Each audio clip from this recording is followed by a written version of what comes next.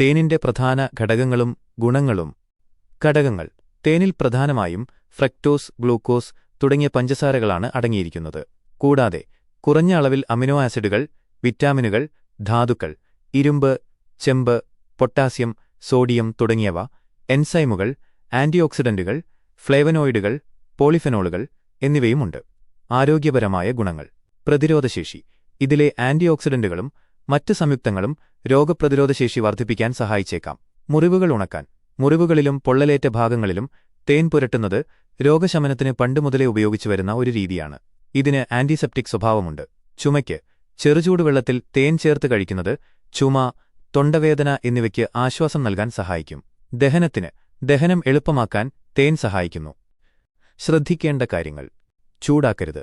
തേൻ ഉയർന്ന താപനിലയിൽ ചൂടാക്കുന്നത് അതിലെ പോഷകഗുണങ്ങളും എൻസൈമുകളും നശിപ്പിക്കാനും ഹാനികരമായേക്കാവുന്ന സംയുക്തങ്ങൾ HMF ഉണ്ടാകാനും കാരണമായേക്കാം. ചൂടുള്ള പാനീയങ്ങളിൽ ചേർക്കുമ്പോൾ ചൂട് കുറഞ്ഞ ശേഷം മാത്രം ചേർക്കാൻ ശ്രദ്ധിക്കുക. കുഞ്ഞുങ്ങൾക്ക്. 1 വയസ്സിന് താഴെയുള്ള കുട്ടികൾക്ക് തേൻ നൽകുന്നത് ഒഴിവാക്കണം. ഇത് അപൂർവമായി ശിശുക്കളിൽ ബോട്ടുലിസം എന്ന ഗുരുതരമായ രോഗത്തിന് കാരണമായേക്കാവുന്ന ക്ലോസ്ട്രിഡിയം ബോട്ടുലിനം സ്പോറുകൾ അടങ്ങിയിരിക്കാൻ സാധ്യതയുണ്ട്. മിതമായ അളവിൽ. തേൻ ഒരു മധുരപദാർത്ഥമാണ്. അമിതമായി ഉപയോഗിക്കുന്നത് ശരീരഭാരം കൂടാനും രക്തത്തിലെ പഞ്ചസാരയുടെ അളവ് വർദ്ധിക്കാനും കാരണമായേക്കാം. തേൻ ഒരു ഔഷധവും ഉത്തമ ആഹാരവുമാണ്.